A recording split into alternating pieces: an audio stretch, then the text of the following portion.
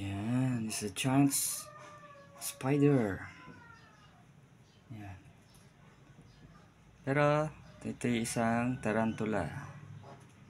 Yan, ang kanyang pangalan ay kilala siya sa pangalang Redney tarantula. Yan, gumalaw siya. Akala niya may pagkain doon. Oh.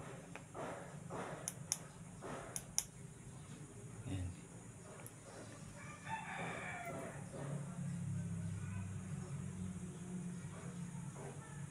Redney tarantula. Ito isang malaki. Siguro mga ano na siya, mga nasa pagbumuka yung kanyang mga galamay is around 6 inches diameter na siya. Also, we have here mga maliliit. Maliliit pa lang to. So, kahawig niya, though hindi niya kaparehas ng ano, ng ang tawag nito, hindi niya kaparehas ng nakikita niyo yan, maliliit pa sila. Yan. Ito isa, yan, maliit. So parang magkaparehas sila ng breed pero magkaiba. Ito naman ay tinatawag na fire leg tarantula. Yan. So makikita yung pagkakaiba sa paa.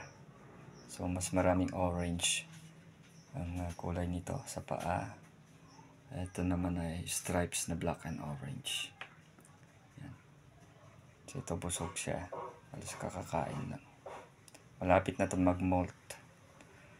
Malapit na magpalit ng skin.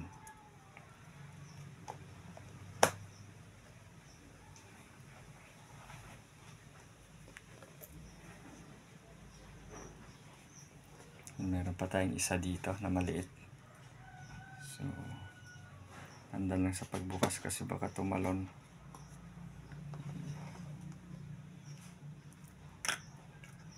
Yan, here's another one. Ayan, naka-spread yung kanyang still fire leg pa rin. Mga maliliit pa sila.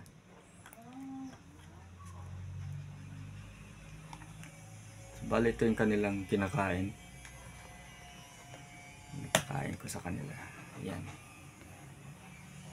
So, superworms. Yan. So, kinakain naman ng superworms ay toyo. Yan. Tapos makikita kayong puti-puti doon. Ano yan? Tissue. Pinagdudurog nila. So, once lang ako bumili nito. Bumili lang ako ng 100 pieces. Tapos pinadami ko na lang siya. So, paano siya paramihin? Ito. Ito ngayon yung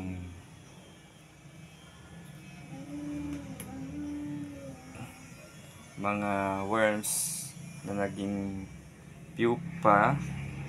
Tapos naging tawag dito dark beetle. Yan.